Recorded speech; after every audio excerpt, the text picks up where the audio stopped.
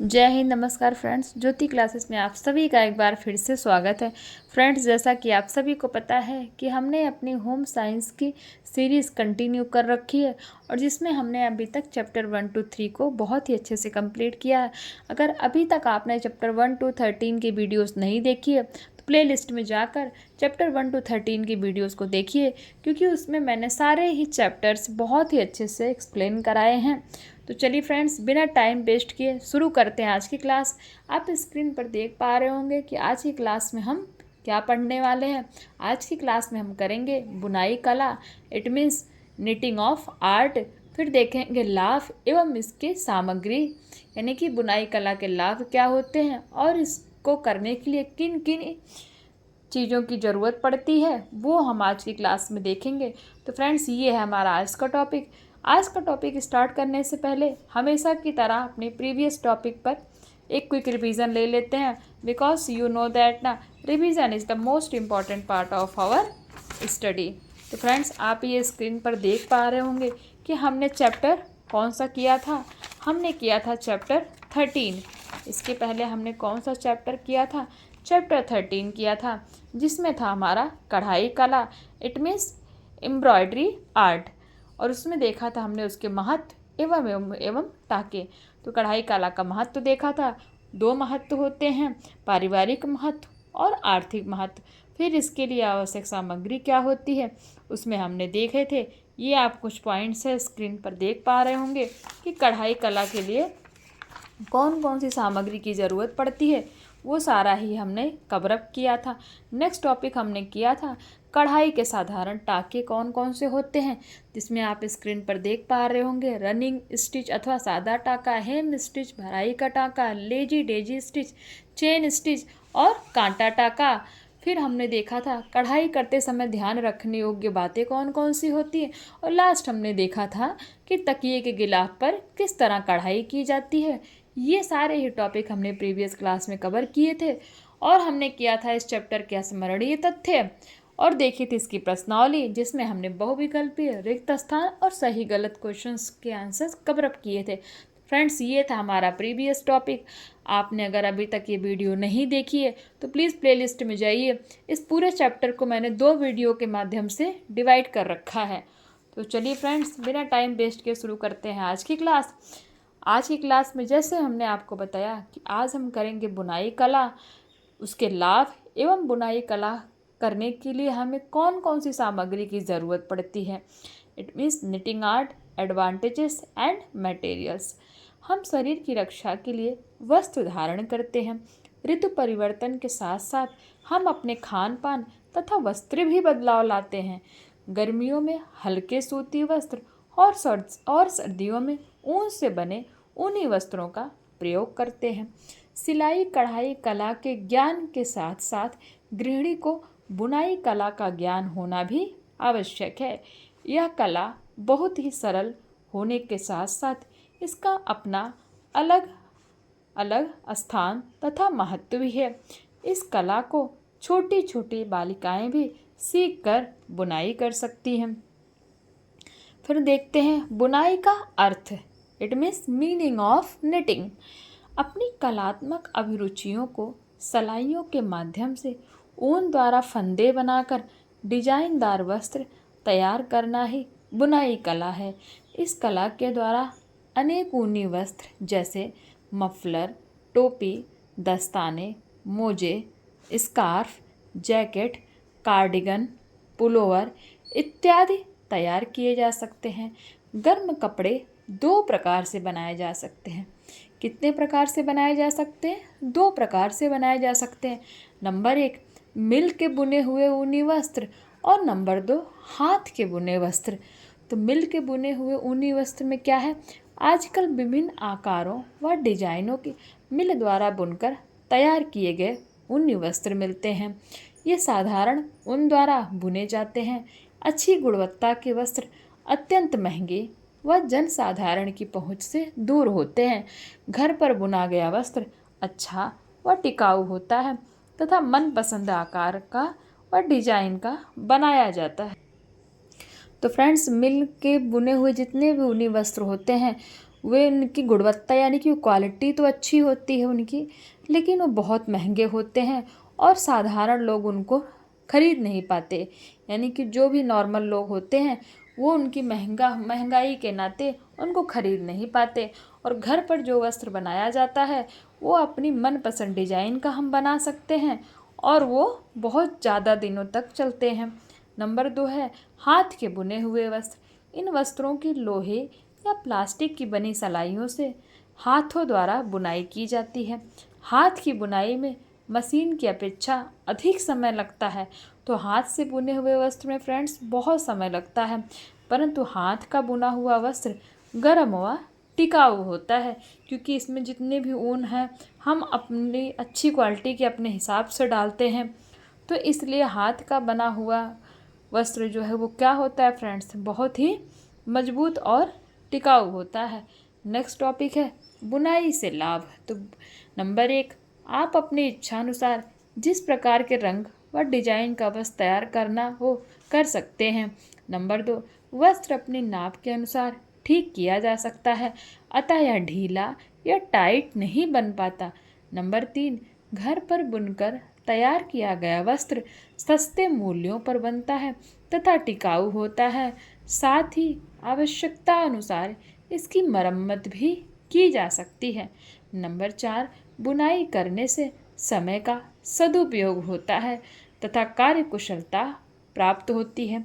प्रायः देखा जाता है कि किसी सभा में बैठी हुई स्त्री के हाथ ऊन व सलाइयाँ होती हैं और वे बड़ी अच्छी तरह से बुनाई करती है।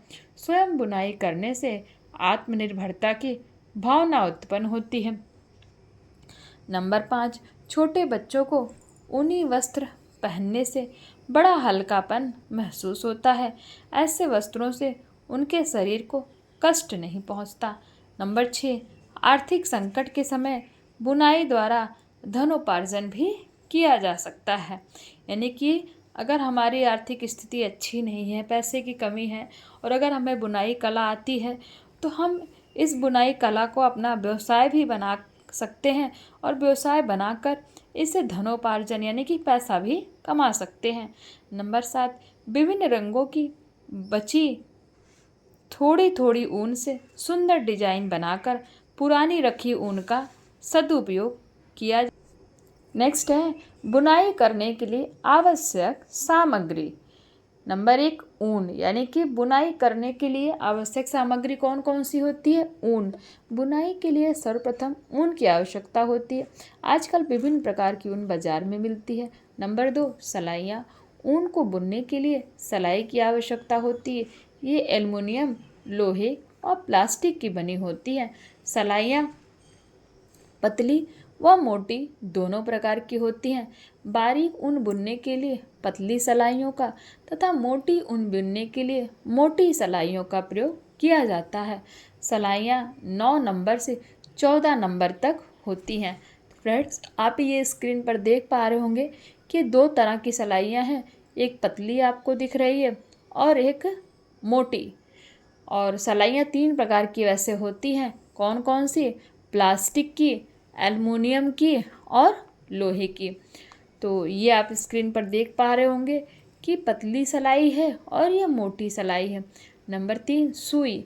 जब स्वेटर बुनकर तैयार हो जाता है तो उसे सिलने के लिए सुई की आवश्यकता पड़ती है। यानी कि जब स्वेटर को हम सलाइयों के माध्यम से बुन लेते हैं, फिर जब उनको जोड़ना होता है, आपस में ज्वाइंट करना होता है, तो हम किसका उपयोग करते हैं? तो हम सुई का उपयोग करते हैं। Number 4, crochet. क्रोशिया के द्वारा भी बुनाई की जाती है। यह भी लोहे, प्लास्टिक व एल्युमिनियम का बना होता है। बाजार में 6 से 12 नंबर तक के क्रोशिये मिलते हैं। मोटे क्रोशिये मोटी ऊन की बुनाई के लिए तथा पतले क्रोशिये पतली ऊन की बुनाई के लिए प्रयोग किए जाते हैं। नेक्स्ट टॉपिक है बुनाई करते समय सावधानियाँ। यानी कि जब हम बुनाई कर रहे हों तो हमें किन किन बातों का ध्यान रखना चाहिए। नंबर 1, ऊन के रंग का चुनाव व्यक्ति के अनुकूल होना चाहिए। बच्चों के लिए गहरे तथा बड़ों के लिए हल्के रंग का उपयोग करना चाहिए। नंबर 2, हाथ स्वच्छ होने चाहिए और ऊन थैले में होनी चाहिए, जिससे वह गंदी ना हो। यानी कि जब भी आप बुनाई कर रहे हो तो आपके हाथ साफ हो, और जिस ऊन को बुन रहे हैं वो ऊन क्या हो, एक थैले के अंदर रखा हो, नहीं तो जब वो बुना जाएगा तो गंदा दिखेगा। नंबर 3, एक वस्त्र एक ही स्त्री के हाथों से बुनकर तैयार होना चाहिए। कई हाथों की बुनाई से अंतर आ जाता है जो देखने में सुंदर नहीं लगता है। यानी कि अगर एक ही महिला कोई वस्त्र बुन रही है तो उसको वही महिला पूरा करे, नहीं तो बहुत सारे लोग अगर कभी कोई अगर मिलकर करने लगा तो फ्रेंड्स वो जो उसका डिज़ाइन है ना, वो उसमें डिफरेंस देखने को मिल जाता है। तो इसीलिए जब कोई महिला एक वस्त्र बुन रही है तो वही उसको कंप्लीट करे। नंबर 4, किसी वस्त्र का बॉर्डर सदैव पतली सिलाई अर्थात 12 नंबर की सिलाइयों द्वारा, शेष भाग 10 नंबर की सिलाइयों से बुनकर तैयार किया जाना चाहिए, यानी कि बुनना चाहिए। बॉर्डर के अतिरिक्त भाग अगर रबर की सिलाइयों से बुना जाए तो अधिक अच्छा है। यानी कि जो बॉर्डर का अतिरिक्त भाग बच गया है उसको अगर रबर की सिलाइयों से बुना जाए तो बहुत ही अच्छा लगेगा। नंबर 5, वस्त्र व्यक्ति के नाप के अनुसार ही बुने जाएं। नंबर 6, बुनाई करते समय गांठें नहीं होनी चाहिए। नंबर 7, डिजाइन मन पसंद का होना चाहिए। तो ये था फ्रेंड्स बुनाई करते समय कौन सी सावधानियां रखनी चाहिए। अब देखते हैं बुनाई की प्रक्रिया, it means process of knitting. Number 1, ऊन का गोला बनाना। ऊन का गोला बनाने के लिए लक्ष्य को एक सिरे से खोलकर दोनों घुटनों पर डालें और फिर एक तार खींचते हुए अपने हाथ पर ढीला ढीला गोला बनाएं। गांठ सदैव बारीक ही लगाएं। गोला कसा बनाने से ऊन खराब होने का डर रहता है। नंबर 2, फंदे डालना। बुनाई करने के लिए सबसे पहले सिलाई पर फंदे डालते हैं। फंदे निम्नलिखित 2 प्रकार से डाले जाते हैं। नंबर 1, एक सिलाई की सहायता से। नंबर 2, 2 सिलाई की सहायता से। तो आपसे क्वेश्चन पूछ लिया गया कि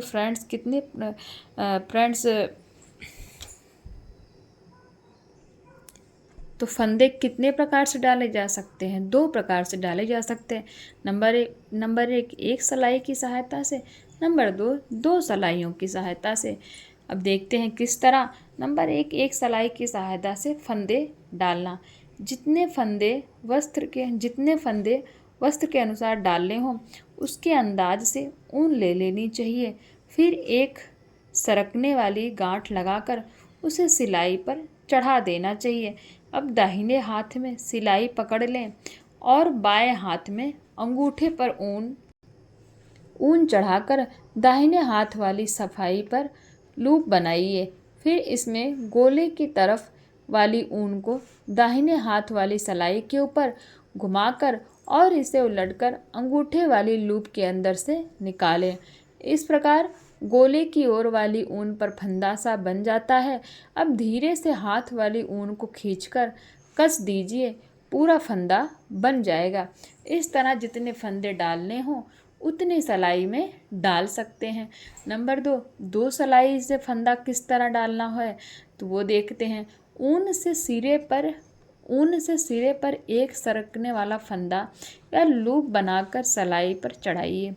फंदा जिस सिलाई पर चढ़ाएं उसे बाएं हाथ में पकड़ेंगे और दाहिने हाथ में दूसरी सिलाई के फंदे में आगे की तरफ से डालेंगे और ऊन को दाहिनी हाथ वाली सिलाई जो फंदे से निकली है उसकी नोक पर एक बार घुमाकर सिलाई की सहायता से घुमाकर डाले गए फंदे को निकाल लेंगे। इस प्रकार बने हुए फंदे को बाएं हाथ वाली सिलाई में चढ़ा देंगे और इस प्रकार उस फंदे में पुनः सिलाई डालकर जितने फंदे बनाने हैं बना लेंगे। तो फ्रेंड्स ये था कि फंदे कितने प्रकार से डाले जा सकते हैं। तो 2 प्रकार से। कैसे? एक सिलाई के माध्यम से और 2 सिलाई के माध्यम से। तो एक सिलाई के माध्यम से किस तरह डालना है ये हमने देखा, और 2 सिलाई के माध्यम से किस तरह डालना है ये भी हमने देखा। नेक्स्ट है बुनाई के फंदे। बुनाई के द्वारा ही विभिन्न प्रकार के डिजाइनों के वस्त्र तैयार किए जाते हैं। ये फंदे 2 प्रकार के होते हैं, सीधा फंदा और उल्टा फंदा। तो बुनाई के फंदे कितने प्रकार के होते हैं? 2 प्रकार के होते हैं, सीधा फंदा और उल्टा फंदा। सीधा फंदा बनाने के लिए सलाई को दाहिनी हाथ में पकड़ते हुए पतले फंदे के बीच में डालकर दूसरी ओर 2 सूत निकाल दें। फिर सलाई की नोक के ऊपर लाएं और फंदे के बीच में से सलाई को निकालते हुए पहले बाएं फंदे को ही जिसमें सलाई निकाली थी नीचे गिरा दें। इस प्रकार से सीधा फंदा बन जाता है। अब उल्टा फंदा किस तरह बनता है? जिस प्रकार से हमने सीधा फंदा बुना है यह भी उसी प्रकार से बुना जाता है, किंतु हम इसमें सलाई को नीचे की ओर फंदे के बीच में निकालकर उसी प्रकार से अपनी ओर लाते हैं और ऊन को सिलाई के ऊपर चढ़ाकर सलाई के फंदे के बीच से पीछे की ओर निकालते हैं। जब पहले वाले फंदे को जिससे बुना गया था गिरा देंगे, इस प्रकार उल्टा फंदा बन जाता है। नंबर 3, स्वेटर का बॉर्डर बुनना। बॉर्डर अधिकतर 12 नंबर की सलाई से बुना जाता है। उसमें एक फंदा सीधा व दूसरा उल्टा बुनते हैं। सीधा फंदा बुनते समय ऊन पीछे की ओर तथा उल्टा फंदा बुनते समय ऊन आगे की ओर की जाती है। बॉर्डर विभिन्न डिजाइन के बनाए जाते हैं। फंदे बढ़ाना। ऊन बुनाई वाले वस्त्रों में उचित आकार लाने के लिए फंदों को बढ़ाना पड़ता है। फंदे बढ़ाने की सरल विधि यह है कि बाएं हाथ की सिलाई के फंदे के बीच से एक फंदा बुनकर फिर सिलाई वाले फंदे को बुना जाता है। फंदे घटाना। गला और बाह बनाने के लिए फंदों को घटाया जाता है। इसकी विधि यह है कि बीच अथवा अंत में 2 फंदे एक साथ बुन लिए जाते हैं। नेक्स्ट टॉपिक है बच्चे का मोजा बुनना, यानी कि बच्चे का मोजा किस तरह बुना जाता है। तो नंबर 1, 2 सलाइयों पर मोजा बनाना। नंबर 2, 1 औंस ऊन लो। फिर नंबर 3, 10 नंबर की सिलाई। नंबर 4, 1 गज ऊन के रंग का रिबन खरीदिए। इसमें क्या करना है? अधिकतर मोजे 4 सलाइयों से बुने जाते हैं। छोटे बच्चों के मोजे 2 सलाइयों के द्वारा भी बुने जाते हैं जो आरामदायक रहते हैं। बच्चों के मोजे बनाने के लिए प्रायः 10 नंबर की सलाइयों का प्रयोग करते हैं। सबसे पहले सलाई पर 66 फंदे डालें। इसके बाद 4 सलाइयाँ दोनों तरफ से सीधी बुनिए। इस प्रकार मोजे का बॉर्डर बन गया। फिर एक ओर से सीधी सलाई तथा दूसरी ओर से उल्टी सलाई क्रमशः बुनती जाइए। 3 इंच बुनने के बाद रिबन डालने की जाली बनाइए। सीधी ओर सलाई के ऊपर फंदा बनाकर 2 फंदे एक साथ लीजिए। इस तरह पूरी सलाई बना लीजिए। फिर एक उल्टी सलाई बुन लीजिए। तत्पश्चात 4 सलाइयाँ उल्टी सीधी बुन लीजिए। अब इन फंदों को 3 बराबर भागों में बांटिए। बीच वाले फंदों के दोनों तरफ से सीधे फंदे बुनते हुए 16 सलाइयाँ बुन लीजिए। इसके बाद उन छोड़े हुए फंदों को इसके साथ जोड़ने के लिए किनारों से 15 फंदे एक तरफ से और 15 फंदे दूसरी तरफ से लीजिए। अब सभी फंदों को मिलाकर 12 सलाइयाँ दोनों ओर से सीधी बुनते जाइए। 9वीं व 10वीं सलाई में शुरू करते समय 2 फंदों का एक फंदा बुन लीजिए। इससे एड़ी की गोलाई बन जाती है। अब एड़ी व पंजा बुनने के बाद फंदे गिनकर बराबर बराबर सलाइयों में कर लें। एक और सलाई लेकर बीच से उन दोनों सलाइयों को जोड़ते हुए फंदा एक सिलाई का तथा एक फंदा दूसरी सलाई का मिलाकर बुन लें और बंद करती चली जाए। अब सुई में ऊनी धागा डालकर किनारे वाले भाग को सफाई से लें और जहाँ पर जाली फंदे बनाए थे उनमें रिबन डाल दें। अब मोजा तैयार हो गया। इसी प्रकार दूसरा मोजा भी तैयार कर लीजिए। मोजे की जाली बनाना। मोजे में रिबन आदि डालने के लिए जाली बनाई जाती है। जाली बनाने के लिए पहले सीधी सलाई में एक फंदा बुन लेते हैं। फिर ऊन को आगे करके 2 फंदे का एक फंदा बना लेते हैं। इसी तरह पूरी सलाई बुन लेते हैं उल्टी सिलाई में सब फंदे बुने जाते हैं, इस प्रकार जाली बन जाती है। तो फ्रेंड्स, ये था हमारा आज का चैप्टर। आई होप आज का चैप्टर आपको पसंद आया होगा।